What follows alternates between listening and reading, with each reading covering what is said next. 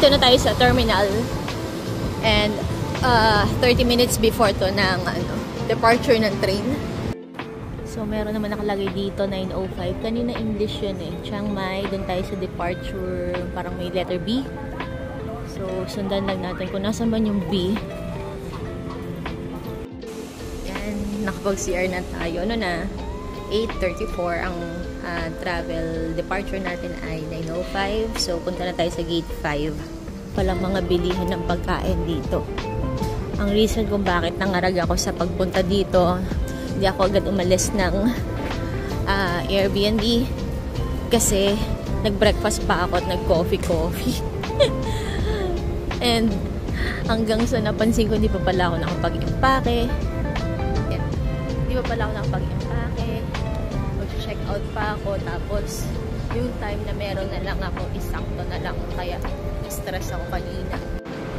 So, nakita ko na yung sa boarding. Doon nga siya. Tapos, 8:05 yung departure. Pero 8:45 boarding na. I still have around 15 minutes or 10 minutes. Kaya bibili muna ako ng food kasi 12 hours yung train ride. I do not know what to expect. So, bibili tayo ng baon para hindi tayo mukhang kawawa. May bilihan naman ng water. So, bili ako ng water. Dalawahin ko na. Ow. Ayan. Napansin ko lang, dun sa mga pinagtanungan ko, walang store na may credit card payment. Dati cash. So, kung mag-Chiang Mai ka, and dito rin ang ruta mo, magte-train ka rin, better na meron kang baong cash. Okay, may mga hawak silang mga papel. Wala akong dalang papel. Here. Ang hawak ko lang tong ticket ko, kinakabahan ako. Just scan. How? Here. How?